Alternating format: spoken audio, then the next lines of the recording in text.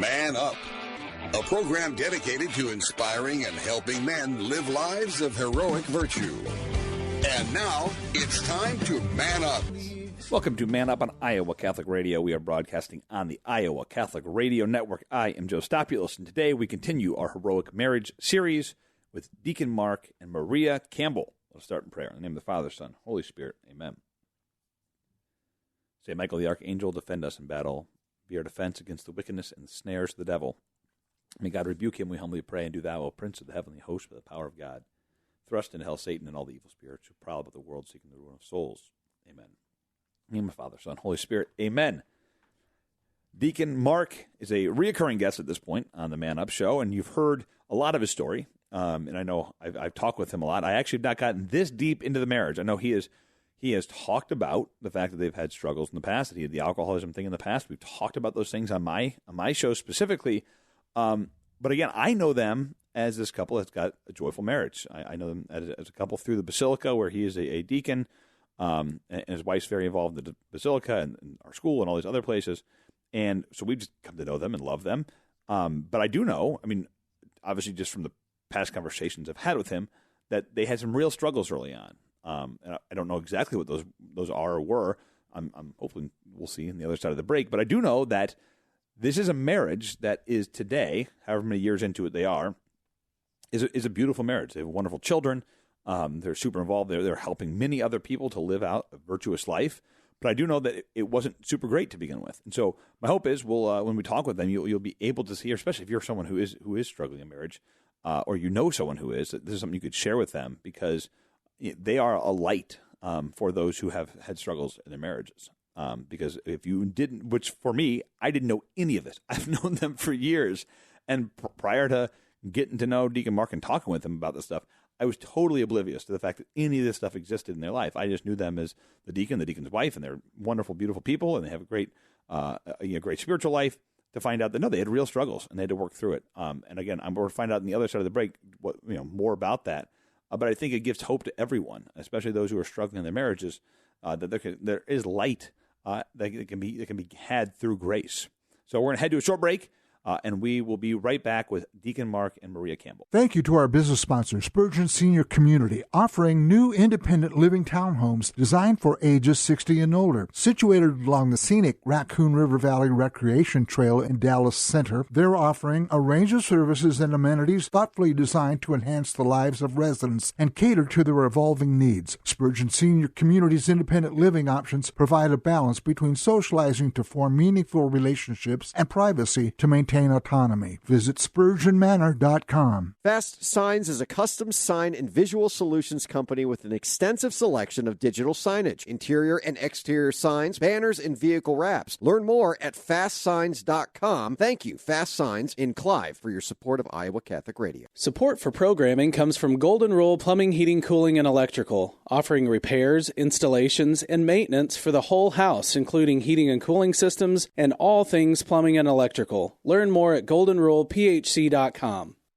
Support for Iowa Catholic Radio provided by Farm Bureau Agent Cindy Schulte, an authorized independent agent for Walmart Blue Cross and Blue Shield of Iowa, an independent licensee of the Blue Cross Blue Shield Association. Learn more at 515-226-2111 or cindyschulte.com. Support for programming is provided by Construction Professionals, serving customers through a proven process, creating unique design, functionality, and artistic beauty. Construction Professionals is a Catholic family business built on a strong foundation. CPCustomHomes.com. Support for programming provided by Iowa Beef Steakhouse, a true Iowa steakhouse utilizing products and produce from across the state. Family owned and operated since 1982, open for lunch Monday through Friday and dinner every night of the week. Learn more at iowabeefsteakhouse.com or on Facebook. Chick-fil-A University Avenue is celebrating 9 amazing years of serving you with a newly remodeled store featuring a fresh, upgraded space. Open 6:30 a.m. to 10 p.m. daily, except Sundays, of course. Catering available. Learn more at chickfil-a.com.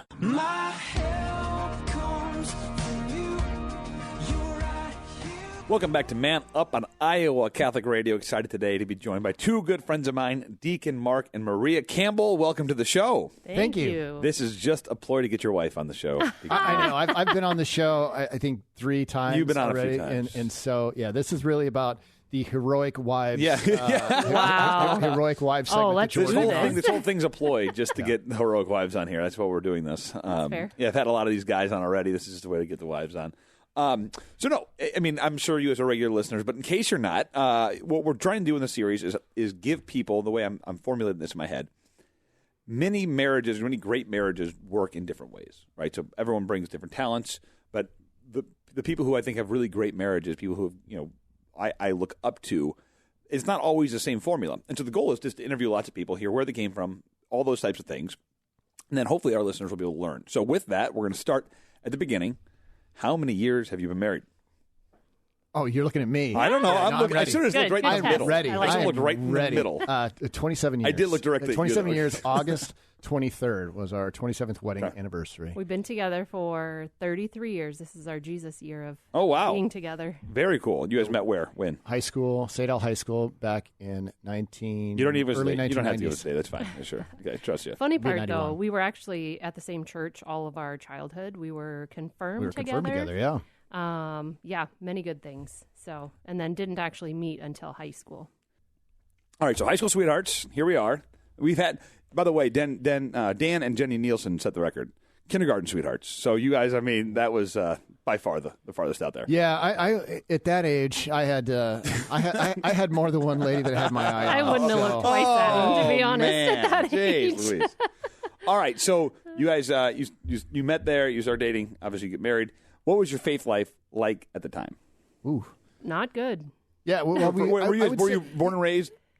We were, yeah. we were both both. born and raised Catholic. Yeah, I would say went through all the motions. Maybe didn't own our faith, didn't know it as well as we hopefully do now. That was a big struggle for us. So not in a good place going into marriage. I would say we had a basic understanding of what marriage was, but who really knows completely what you're doing when you do that?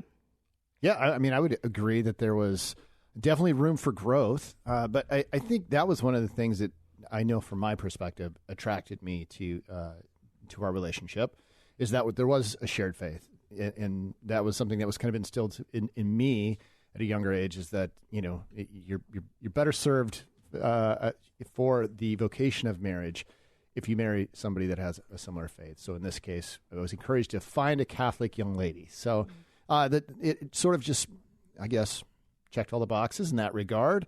But I think we're both more culturally Catholic than really having an understanding of what it was that the church taught and believed, even as it relates to the sacrament of marriage. We, I think, both went into our marriage prep and went through the weekend experience preparing for marriage. And I don't know that either one of us were very good students that weekend, because we really had sort of an us against the world mentality. Our love is stronger than anything that could ever divide us, and so we were pretty naive. Had we only listened to some of the advice back then of like, yeah, love's great, but there's all these things you should probably know and work on. The John Ricardo has a line. He's like, "Oh, he makes you laugh. That's great, because someday he's going to make you cry." Like so true.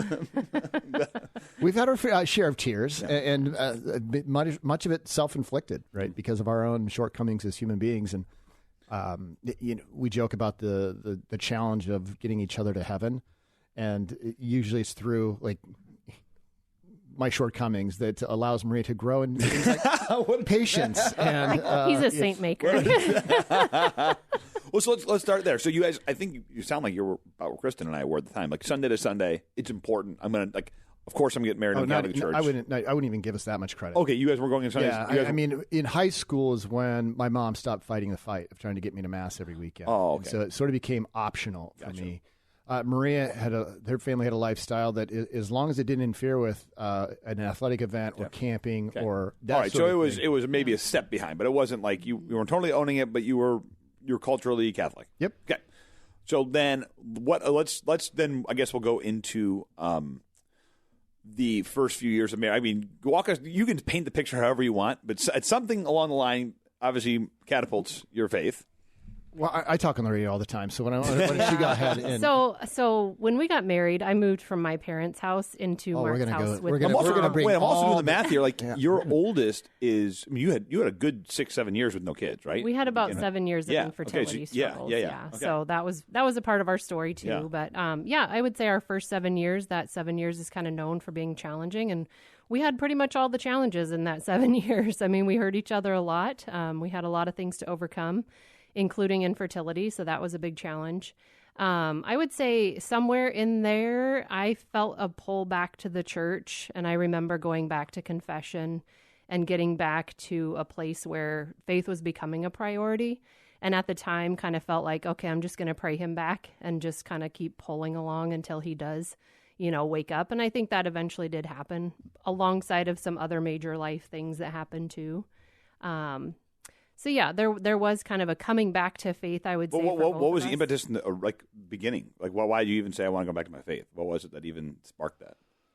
I think honestly, some of it was the struggle in our marriage and kind of that, like, what are we doing here? So I don't want to go too deep. Feel free to stop me, whatever. But what are the struggles? Because I think it's important to know what you guys overcame to get where you're at now. We definitely had financial struggles. Our living arrangement was less than ideal, and that can be a story unto itself. But I struggled with alcohol addiction or abuse in my 20s. And so it was when we kind of had that year two, we had sort of a moment where we kind of prayed through whether we, and I won't really really prayed through, but it was like this desperation, like, do we want to be married or not? So you're 24 months, not even into marriage. Yeah. And again, my abuse of alcohol was already pretty evident. I think at that point, at least to Maria, it was. And I think we were just both stubborn enough that we're like, no, we're not getting a divorce, but we didn't really have a great game plan for how to stay married, or at least living out a holy or a joyful marriage. And I think that's probably what drove Maria to Jesus and me deeper into substance use. So that was, but it wasn't until there was another sort of climatic moment where Maria basically said she'd had enough, and I either get some help or get out, so to speak. And she'd be the one. How many years in are we at this point? About 7 years. Okay. Yeah. So this kind of goes on for a bit. Mm-hmm. Okay. Right. And the infertility thing's going on. Yeah, we had suffered two miscarriages. Holy smack. Yeah. Okay, this has got a lot of things going on here. Okay. And there was a lot going on, for sure. For sure. But I will say, like, just to bring it back to that kind of that game-changing moment, like, there was a moment in there where I think we both, even though we didn't know how to do it well, we both kind of decided, like, we're taking the divorce option off the table. And when that, burn the boats, now we're together. And when that reality happened, I'm going to be miserable. You're going to be miserable with me, buddy. No, it was like, okay, we can be miserable, or we can figure out how to do this. And I think that's some of what drove me to, like, okay, only God can fix this hot mess, because we're going to destroy it if it's left up to us. Well, so I mean, again, not trying to go too deep into this, but one of the things I've always been kind of like, I can't believe this is real, is people who get divorced within a year or two. Like, because for me, it's like, man, that was all honeymoon still. But obviously, you guys had real struggles early on, and people have this. And it's something that's hard for me to even relate to, because for me, the struggles really didn't come until kids. And then that's like, okay, this is hard. But, there's real things that happen early on in marriage, and you guys obviously had to face those early on. I think the benefit for both of us is that, my parents were divorced, but both of my grandparents, I watched them endure difficulties in marriage. And I think the same, if I spoke for Maria, if you'd allow me to do that, is that your parents were great models of marriage. Not that they, always had this, I want to say, fairy tale joyful marriage, but they had their struggles, and they were, I think, very, what do I want to say, like upfront about it, right? Like they lived out their struggles in front of you and your brothers and sisters. So I think we had an understanding, if only just in watching those go before us, that marriage is hard. Like it is. But you don't really know what that fruit's going to be on the other side, right? Especially when you're in the midst of those difficulties yourself. Well, that was really the first episode of this. I went into this exhortation on marriage, before marriage, from the church from 1962. And it's basically this whole thing of, like, life is hard. Like, suffering is not easy, but in marriage, we're called to suffer. Mm-hmm. And when you can suffer well, it can actually become joyful to serve the other person. But that's not preached very much today. I just got done listening to actually Bo and Bud's episode on marriage recently. And the same kind of thing, like, people don't think through the fact that this is not an easy thing. In fact, our culture tells us if it isn't easy, just here's the exit door, right? Like, your fertility is yours. You can get divorced. Like, do whatever you want. Like, it's all just a la carte. And it's like, no, that's not what the Catholic Church teaches at all. And I would say that is where we were at that time. I think we came into marriage very selfishly, both of us, kind of like, what's in this for me? Yeah. And it wasn't. We didn't have a firm understanding of the Church's teaching of, this is sacrifice. This is a vocation of service. A vocation service of service to each other. Yeah. Like, no, but I have these needs and I have these wants. And we both were, I think, coming from a point of view of a lot of selfishness. And God had to change our hearts to change that. So let's talk about that. There's obviously a change in hearts at some point. You have kids. Does it magically fix itself with kids? Well, that was definitely an instigator because, again, so a year and a half sober or so. And when was that? I was 28. No, sorry, before kids. Yeah. Okay, so you got sober before. So this whole 2 years your before talk with him happens before kids. Yeah, basically, like, we're not having kids if this is how we're living. Got it. Okay, I'm done. I'm tracking. All right, so now you've gotten sober. All right. Yeah, and we so our first child was born, and I think it was in that preparation for baptism that was kind of where we kind of looked at each other and said, if we're going to do this, if we're going to raise our kids Catholic, let's figure out why we want to do that. Are we doing this simply because it's what our parents and grandparents and what had been done before us? So that sort of began the step into, or the dive in, right, if you will, to trying to understand what the church teaches, and then it just kind of took off from there. Well, I think it's beautiful because the church in the right says, like, do you know what you're doing here? Like, and then you say, yes, we got it. Like, are you prepared to raise the kid Catholic? And everyone just does what you didn't do is like, yep, got it, no problem, I know what we're doing. Mm-hmm. It's like no one actually answers that question. So the fact that you guys actually did and you took it seriously is amazing. So anyway. That was only the start of it, I would say, though, because it was probably when our oldest was in like preschool age and kind of started Catechesis of the Good Shepherd. And that was kind of even more, it was a process from that baptism class through kids being really young, starting to learn their faith and learn things about their faith, our faith, that I didn't learn until I was their mother. They're singing songs, they know things about, the Mass that I didn't know. And so that really pulled, I think, both of us back in at that point of like, okay, we need to take this seriously. And then pulled you in. I saw it as a competition, and I didn't want you to be. I didn't want you to be Jesus's favorite. So that's where I started taking things more seriously. No, in all seriousness, that's also the same reason why I joined the diaconate. I can do something you can't do. Oh, you can bear children. Well, watch this. Wow. Yeah, watch this. I can give blessings to people. I can. I do want to harken this back though to the third step of almost every 12-step recovery program, and that is turning our life and our will over to the care of God as we understand Him. And I was really in that discovery phase. I still am. I'm happy to say that most days I'm still in that discovery phase. But I had this revelation to me that this mantra, if you will, the God of my understanding, I had my eyes wide open to the fact that it was really the God of my own creation. I was imagining God, without the teachings of the church, right, allowing certain behaviors to be permissible, and things that are not really acceptable for the flourishing of the human being as we are created in His image and likeness. I was giving much of that in my own behavior a pass. And so it was through this understanding of what the church has revealed about God that led me to a greater understanding of who I am, and then ultimately who my spouse is, and then who my kids are, and then how we're supposed to live that out.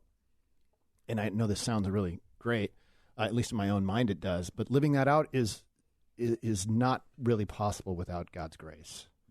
And that's where the beauty and the power of the sacrament, I think, has really allowed us to survive. Because I really think some days that's what we're doing is we're surviving, even though it might appear that we're thriving, since that's why you had us on here. But back to you guys have a joyous disposition about yourselves and your marriage, so I know that we still like each other. We still like each other. Loving each other some days is hard, but no, it's even going back to that early assessment that you take in pre-marriage, where they told us you guys don't agree at all on finances. On our way here, we were having a discussion. Literally today, we still don't finances. agree on finances. So, these are, again, I think it points to the wisdom and the beauty of the church, right? Of hey guys, this is going to be a problem.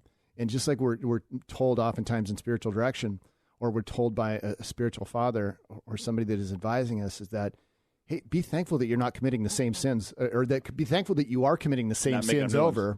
Right. And of course you're going to have those same pitfalls because the devil knows that. Right. And so, yes, we still have struggles with our view on finances, but at least today we can recognize that we know that's a source of tension. We can begin to do the work necessary to address it. And that's for me to say, I'm sorry, I'll get my expenses turned in sooner so we get reimbursed. But. So let's talk about joy then. Let's talk about this joy.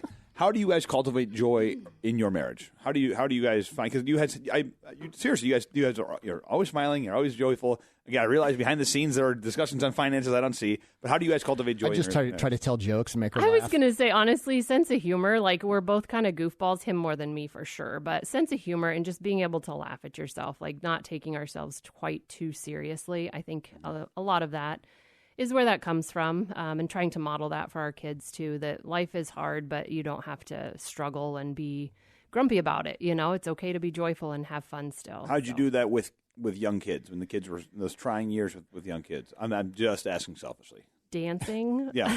Dancing in the kitchen. Yeah. I don't know, just like being silly. You're the second person to answer that playing question together that way. Yeah. Yeah, with dancing, yeah. Yeah. Just finding those ways to spend time together and laugh. And I don't know. Do you have any other thoughts on that? I think this is where I want to sing your praises again, because you are the one who quickly brings me out of, because I will try to joke my way through every uncomfortable situation. I'm the same way. Right? That's and Maria's the one who says, no, we actually have to address this now, right? And so we have found this, I think, a pretty good balance in one, understanding our strengths and our weaknesses, and allowing those to kind of drive our relationship. And again, I don't think we try to hide too much from our kids in that regard. So, you know, if our kids have seen us apologize to each other, you know, because of how we've responded to a situation or things we did or didn't do. And, but again, I think at the heart of things is like, if as long as we are striving for holiness, right? If we are striving for the glory of God, and that's the central theme of our family life, then I think you just allow the Holy Spirit to kind of use our strengths and weaknesses to reveal how wonderful our God is. So, you know, someone might be listening right now. What advice do you have them? Someone who's struggling in marriage, someone who either early on, mid, however long in marriage, you know, what advice do you have to people who are going maybe through those similar struggles you guys had? What do you tell people? Pray. That was something that we struggled with early on, is praying together. We actually continue to get better at that, I would say. What does that look like? What does that look like? So right now for us, actually, or maybe, practicality. Maybe not today, but like when you were first starting, because it might be uncomfortable. When we were first starting, it was praying for each other, or I was at least praying for him. I don't know if he was praying for me, but I was praying for him. And I would say trying to be a student of each other, and always continuing to learn what the other person needs and wants, and how to help fulfill those needs and wants.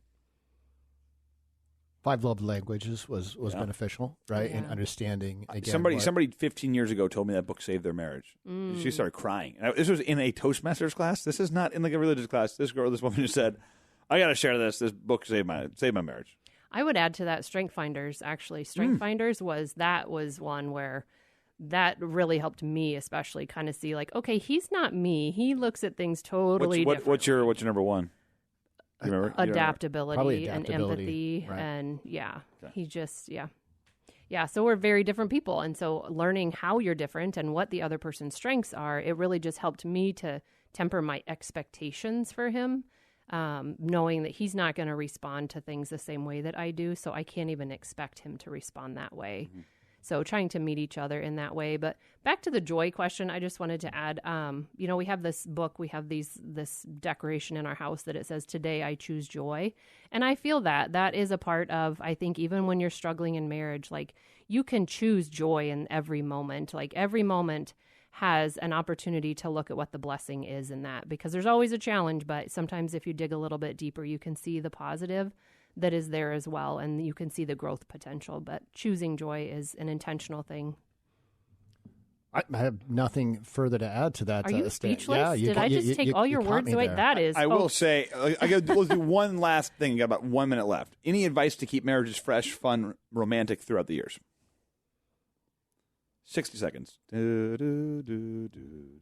Have fun together. Honestly, that's something we still try to do, is just have fun together. We walk together a lot. We just took a walk and just talked as we were doing that. Honestly, walking and talking, that has done so much for our marriage, and it's been something more as of late. But I would say just being intentional with your time spent together, in a commitment to spending time together. It doesn't have to be fancy date nights. We've been terrible about date nights, but it's just like making sure there's carved out intentional time as often as possible, at least each day, to just connect and just know what's going on with each other. And it doesn't always mean spending money or going out on a date. It's just being intentional. Well, on behalf of all those who love you and look up to you guys, thank you for making it through those first 7 years, because you are a joy to be around. Obviously, you guys do so much good stuff in the community, and specifically at the Basilica. So anyway, thank you, and thank you for joining us today. Thanks for having us. Thank you. We will head to a short break, and we will be right back. Support for Iowa Catholic Radio comes from independent realtor Chris Foster. Chris has served clients with everything real estate throughout Iowa since 2019. 641-891-8178 or online at the 4saleia.com. Support for programming provided by Intervisions Healthcare. Would you like to join our medical team? Intervisions Healthcare, a free and faith-based medical clinic in Des Moines, serves women with unplanned pregnancies. We're looking for a registered nurse to help serve our patients. If you would like to come work for us, we'd love to talk to you. Give us a call today at 515-440-2273. If you're a compassionate, professional nurse looking to help vulnerable pregnant women, give us a call, 515-440-2273. Ring in the new year with the Des Moines Symphony and the Doo-Wop Project. From the tunes of Frankie Valli, the Drifters, and the Four Seasons, to reimagined favorites by Michael Jackson, Jason Mraz, and Maroon 5. This is the hottest New Year's Eve ticket in town. Fill your New Year's Eve with the classic sounds of doo-wop. Tuesday, December 31st at 8 p.m. at the Civic Center. Learn more at dmsymphony.org. Thank you, Des Moines Symphony, for your support of Iowa Catholic Radio. Support for Iowa Catholic Radio comes from John Leonetti, EOS Implementer, the entrepreneurial operating system, helping businesses and organizations clarify, simplify, and achieve their vision. John.Leonetti at EOSworldwide.com. Support for programming is provided by Construction Professionals, serving customers through a proven process, creating unique design, functionality, and artistic beauty. Construction Professionals is a Catholic family business built on a strong foundation. CPCustomHomes.com. From Spalding to Story City and everywhere at iowacatholicradio.com or the Iowa Catholic Radio app. Listener-supported Iowa Catholic Radio, connecting listeners to Christ. My help comes from you. You're right here. Welcome back to Man Up on Iowa Catholic Radio. My thanks again to Deacon Mark and Maria Campbell. Really cool. And I appreciate their vulnerability. Obviously it's not easy, I don't imagine, to get up and talk about the struggles you had and how, divorce was on the, in those first few years on the table, and they took it off the table, and, all the fruit that came from that. Because, I look at them as people who I look up to, that I've only seen the positives from this side of it, and to think that it started off so rocky, I think that gives all of us hope, no matter where we're at in our marriage. When you change the purview of marriage as something that is for me, right? So I think that's how a lot of people, myself included, got into marriage. This is something for me, rather than it is something to give. So it's something I'm going to receive rather than something I'm going to give. I'm going to give of myself in this marriage. I'm going to change the way I see this from something I'm in that I'm going to get blessed in some selfish way, to a sacrament of service where I'm going to give of myself. I think that's obvious for them. That was one of the major changes that had to take place. One of the major changes that had to take place was this mindset of service. And they talked about that early on, was, when they realized that this is what the Catholic Church teaches, that this is a way for us to have to change a mindset of how to serve the other. Still not easy, right? Like, they didn't say, okay, then that happened, then the next day we were great. So no, we still had to struggle with this. We still had to, and I think all of us do, right? But if at least we come from it, if our North Star, if where we're heading is service, are we still going to struggle? And because, yes, we're fallen human beings, we're not going to be perfect at doing it. Yes, of course we're going to struggle with it. But if we at least see the marriage as a sacrament of service, as an opportunity for service, as a way to serve the other, we can find joy in that service. We can find joy in the struggles in doing that. So anyway, you guys, if you are struggling in marriage, I'm sure if you reached out to them, I'm speaking for them now, they'd be happy to help you, because they are a great example of what the fruit of marriage can look like, especially through those struggles, because they're such a great couple and they're great to be around. So thank you for joining me today on Man Up on Iowa Catholic Radio. I am Joe Stopulos. It's time to man up. Man Up, inspiring men to live out their